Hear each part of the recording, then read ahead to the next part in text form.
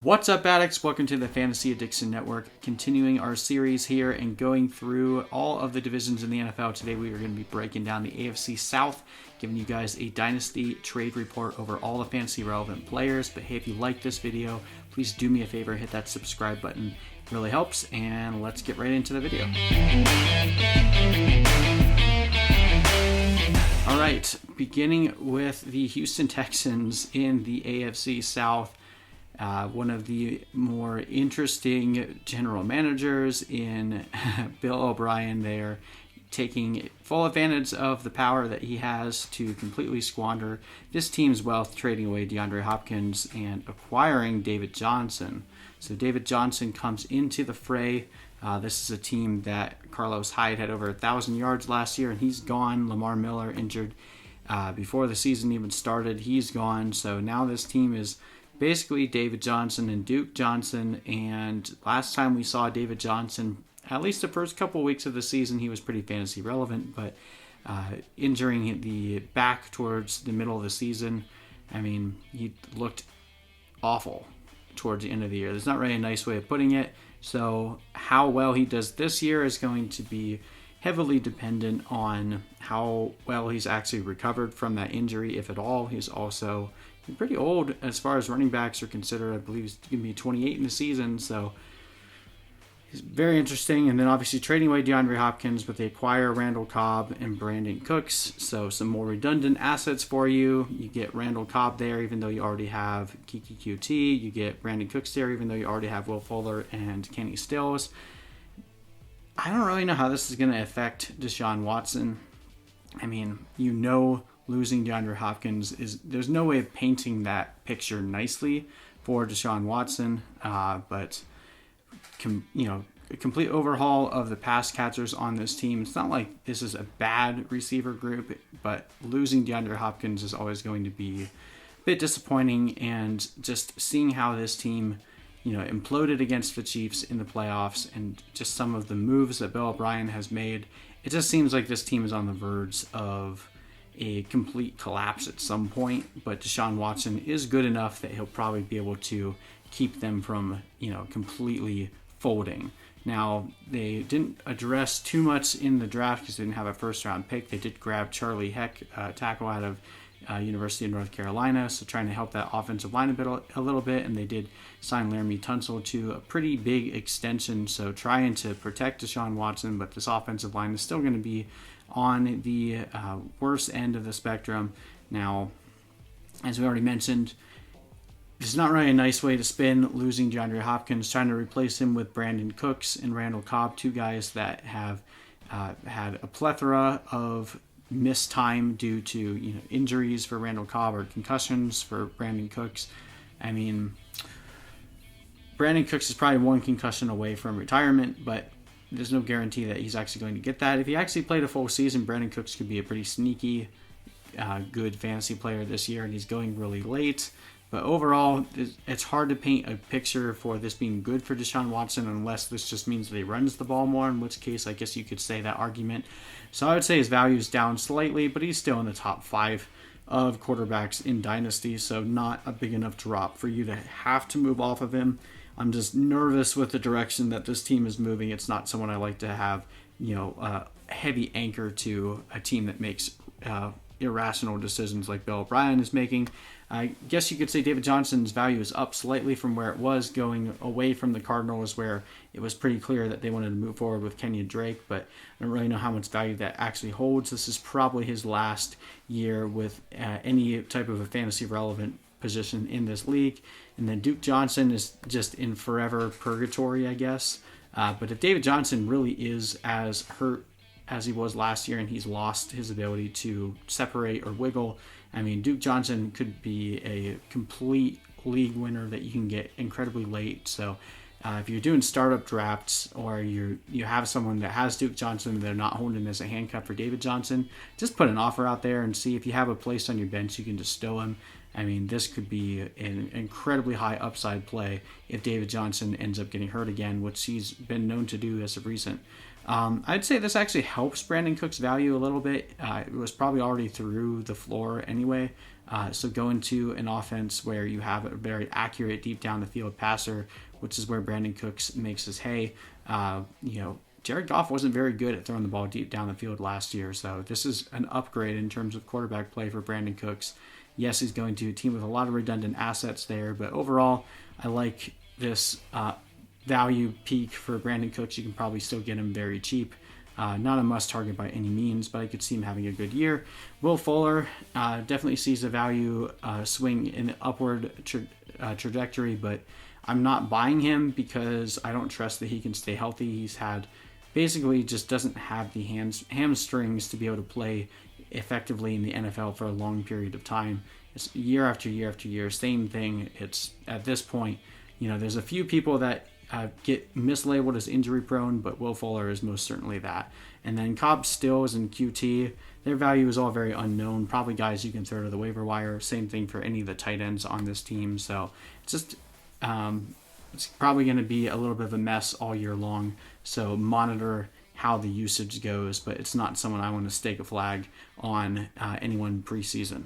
Okay, let's jump to the Indianapolis Colts. Now, obviously, biggest addition in free agency, grabbing DeForest Buckner there on the defensive side, and then grabbing Phillip Rivers from the Los Angeles Chargers. Only signed him to a one-year deal, but that's going to completely change the complexity of this team. Trey Burton there as well, coming in to back up Jack Doyle. They did lose a guard, Joe Haig, who was rated pretty well on Pro Football Focus. A couple of receivers, Devin Funchess and Dontrell Inman, and Chester Rogers. Eric Ebron goes to the Pittsburgh Steelers, and pour one out for Adam Vinatieri, finally, and no longer a Colt there. But then they drafted Michael Pittman, so pretty decent stable of receivers, at least starting the year with T.Y. Hilton, Michael Pittman, and Paris Campbell there. Jonathan Taylor, obviously trading up for him. This is a fantastic landing spot for Jonathan Taylor with that offensive line. A little bit of a murky situation going forward because Phillip Rivers is only on a one-year deal. They drafted Jacob Eason in the 4th round. I don't really know that he's going to be enough to ever start in this league, but it's an upside flyer pick with a team that is going to need quarterback help pretty soon. Grab another guard from Ball State in round 5. We'll see if he can pick up where Joe Haig left off. But overall, Phillip Rivers is one of your bottom barrel quarterbacks. If you play in Superflex League, you can probably get as a throw into deals, and is one of the reasons why you don't necessarily need to spend tremendous amounts of draft capital on quarterbacks, because there's normally a guy like Phillip Rivers almost every year that you can get for really cheap and just ride for one more season. Makes for a nice second quarterback option. Obviously, the addition of Jonathan Taylor brings Marlon Mack's draft stock very, very, very far down from where it was. Marlon Mack is probably not long for this team, and I don't know that, especially with the amount of running backs that just entered the league, and there's a decent amount of running backs that are queued up to join the league in 2021, I doubt Marlon Mack sees a reprise on any other team of being able to be a starter. So I think his days as a fantasy starter are done, barring any injuries. But obviously, this is a good landing spot for Jonathan Taylor. Could have been better, but really good run blocking unit here, and we'll see how much they want to use him in the passing game. Frank Reich hasn't liked to use his primary runner in the passing game that much. We know Marlon Mack can catch because he did it a lot in college, but they haven't ever really used him as such in the NFL. So that could be a downside for Jonathan Taylor, not going to get the passing volume that you get with some of the other guys. But going to a team that wants to run the ball, I think you're going to see a lot of carries being handed here. They've already talked about using Jonathan Taylor as the 1 and a 1-2 punch, so it looked like they're already planning on having him edge Marlon Mack out, so he should have a lot of production in year 1. T.Y. Hilton in Dynasty, right now, honestly, his value is so cheap, even though he's 30. I'd still put an offer out there, see what you can get him for. I think he's going to have a good season here with Phillip Rivers. Phillip Rivers likes to keep airing it out even when things aren't going his way, like a lot of garbage time last year. He's not afraid to get right back up after throwing a bunch of interceptions. So there should be a lot of production here for the receivers. This is a great landing spot for Michael Pittman. Obviously, he's going around the 2nd round in most drafts. I think that's a good place for him. Obviously, again, the ambiguity in terms of who the quarterback will be later. But I also think this is a really interesting time to try to buy Paris Campbell after the multiple injuries that he suffered last year, people have kind of forgotten and moved on from him. But as we know, rookie wide receivers rarely break out in the first year. It normally takes them 2, 3, sometimes 4 or 5 years if you're Devontae Parker, but typically 2 or 3. So right now, Paris Campbell's value is basically in the basement, and you can probably acquire him for something that just last year people would have laughed at you for. So put an offer out there and try to see if you can get Paris Campbell now. I think he's going to play that slot role, and that's going to be a productive spot with Phillip Rivers there. And then Jack Doyle and Trey Burton. Trey Burton's probably a guy you just leave on the waivers. Jack Doyle, Trey Burton makes this a little bit tricky because we know that Phillip Rivers has a history of throwing to his tight end. But with Trey Burton there, they might end up trying to use a lot of 2 tight end sets, which both Trey Burton and Jack Doyle are pass-catching tight ends predominantly. So it could just be a Mel of a Hess there. But I still like Jack Doyle a little bit, at least for this season. Probably doesn't really carry any dynasty value, but if you need a flyer or just an injury backup guy, I think Jack Doyle is pretty decent for that. Okay, let's jump over to the Jacksonville Jaguars. Now, didn't do a ton for their offense in the offseason. They did acquire Chris Thompson. Jay Gruden there, the offensive coordinator, has a lot of experience with him in Washington. And then they picked up Tyler Eifert from the Bengals. Who cares? He can never stay healthy. And then Joe Schobert, the linebacker from the Cleveland Browns. So a couple additions there, but they let Nick Foles go. They let Cedric, I don't want to say his last name, but one of their decent tackles on their team, Calais Campbell and AJ Bouye. So they've had quite a few movements on the defensive side. Their franchise tag guy, Ngakoue, they are basically in disputes with right now. It's not looking like he's long for this team either. So this is going to be kind of a mess. They obviously addressed the defensive side of the ball in the draft by taking C.J. Henderson and Levon Shishan in the first round. But grabbing Laviska Shenault was a really interesting pickup here. And they didn't go after another running back, even though there were a lot of rumors that they were trying to trade Leonard Fournette. Even heard something yesterday that they weren't even able to acquire a 7th-round pick for Fournette. That may have been exaggerated, I'm not sure, but they didn't take anyone else in this high-value running back class, so it looks like they're going to ride Leonard Fournette for one more season. And I think the addition of Laviska Shenault brings the value of Gardner Minshew up. So right now, if you don't have him and you need a flyer, you can probably still get him for pretty cheap. They're going to give him an honest go and try to see if he can be their long-term starter. They gave him another weapon in Shenault, so I think it's wheels up for Gardner Minshew. Now, Leonard Fournette, as I just mentioned, they didn't pick up his 5th-year option, so this is his last year under contract in Jacksonville. They talked about trying to trade him away. It looks like he's not long for this team, but if this is his last year on the contract, they are going to use him up. So this could be a very productive fantasy season for Leonard Fournette. You just got to keep in mind that this is probably not going to be a good situation to hold on to once the season is over. So if you have Leonard Fournette, probably not going to get value for him now. Just ride him, try to win a championship this year, and then sell him for whatever you can at the end of the year. The one main concern right now is obviously with them adding Chris Thompson, they're probably not going to throw the ball to him nearly as much. I think he had something like 80 targets last year, which is insane because he's not that great of a pass catcher. Now, Chris Thompson can't ever stay healthy, and he's getting a bit older, so who knows how long that will last for, but I would venture to guess that they acquired Chris Thompson so they didn't have to throw the ball as much to Leonard Fournette. But that doesn't mean that they're not going to give Leonard Fournette like over 300 carries. So this is the year for them to use him up and then just let him go to the free agency pool next year. DJ Chark, I think his value actually went up with Laviska Shenault there. They play a different type of game, and this will prevent defenses from being able to completely just focus on shutting down DJ Chark. So I think his value is up. And then Laviska Shenault is mixed. I think this is a good landing spot for him, but obviously all the injury history concerns still are weighing into the evaluation of his landing spot here as well. So, late 2nd round, I definitely see pulling the trigger on Shenault and seeing what happens there. But really like this for DJ Chark. And then D.D. Westbrook, I'd probably just let him go to the waivers. And then Tyler Eifert, I'm just done. Like, we've had enough discussion over Tyler Eifert over his career. All right, let's get to the last team here, the Tennessee Titans. Now add Vic Beasley in free agency. They did finally let Marcus Mariota go after signing Ryan Tannehill to a 4-year deal.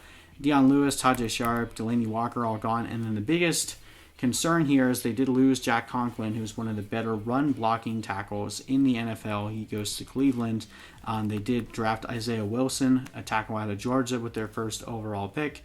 Obviously, time will tell as to whether or not he can replace what they had in Jack Conklin, but at least they recognized that, hey, if we want to be a run-first team, we need to make sure our offensive line, especially our tackle position, is strong. So good on them on taking a tackle in the first round.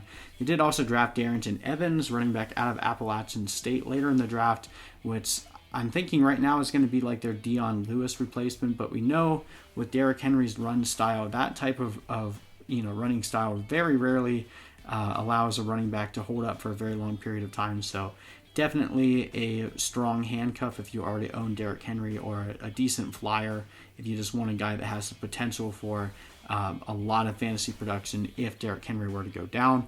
But overall, a lot of people aren't talking about Ryan Tannehill, even though had an incredibly productive season last year. Now, I don't think anyone expects his efficiency to be as high in 2020 as it was in 2019, but I feel like Ryan Tannehill is just the product of us misremembering that he actually had, quite a good trajectory in his first couple of years. Then he started getting hurt, and then he ran into the fantasy buzzsaw that is Adam Gase as a head coach. That seems to suck all the talent and fantasy production out of everyone in his offense. So I think Ryan Tannehill here, very, very interesting guy that you can probably pick up for pretty cheap in a trade, and could be an every week starter for you. Now, they're not going to have the massive pass volume production because this is going to be a run first team there with Derrick Henry, but there's enough weapons on offense, especially with A.J. Brown. Ryan Tannehill is able to run the ball himself. He had quite a few rushing touchdowns last year. This is a really good situation for Ryan Tannehill. This is a team that is looking to win their division. I think they have the strongest roster in the entire AFC South. So, I mean, they're going to be fighting for a chance to make it back to the playoffs, and I think it's wheels up for Ryan Tannehill. So if you can get him cheap now before people realize that, hey, we forgot about him, but he's actually good, I think this is a good time to do it. Derrick Henry, his value is as high as it will ever be. I don't foresee his value going up anymore at this point. So while he's not a must trade, he's definitely a guy that you want to put out there and see what you can get for him, because he's only on a franchise tag this year. He's going to be 27 after that, and there's no guarantee that this team doesn't just move on from him after 2020, and then who knows where he ends up going. But I highly doubt that we see his value go up anymore, so this might be your best time to sell high on Derrick Henry. Obviously, don't sell him for junk. You want to treat him as an elite running back one, because that's what he is, and see what you can get for him. Try to get your running back core a little bit younger and changing off of Derrick Henry. A.J. Brown, I mean, probably not going to get him. His value is through the roof right now, but if you're the person that has him in your league thinks that it was a one-year fluke and he's trying to get out and sell high on him, use our values on our website. You can see where we have him valued, and try to see if you can get him at a discount if the owner that has him doesn't realize what he actually has. A.J. Brown is going to be a monster in this league for years to come, so get him now before his value goes up even more. Corey Davis, they didn't exercise his fifth-year option, so he's basically going to borrow time. You're not going to drop him, because if A.J. Brown goes down, he's going to at least have some fantasy value, but probably not someone you're going to be happy about ever starting in his entire career. Adam Humphries is a guy that probably should be on waivers, but could have some productive weeks this year. And then Jonnu Smith is actually a guy that I'm really high on. He showed a lot of promise last year, and tight ends do typically take a few years to develop, but just considering the tight end landscape right now and seeing any guy with promise like Jonnu Smith, I really like him as a prospect, and there's not really much else to say than looking back last year. I can't remember what game it was. It was either the game against the Saints, or my memory is fuzzy now, but where he actually fielded a run play and he actually broke off a 50-yard run. I mean, it looked a lot like A.J. Brown out there. So they got A.J. Brown and Jonnu Smith and Derrick Henry, three of like the biggest bodied guys. So they're just going to bully other teams with these three players. And I think Jonnu Smith is heavily overlooked in a lot of fantasy places right now, because it's just not a guy that many people are talking about. So if you can get him cheap in a trade, I would definitely do that. But anyway, this has been the AFC South. We'll continue and finish up the AFC West in our next video. So thank you guys for watching. We'll see you in the next video.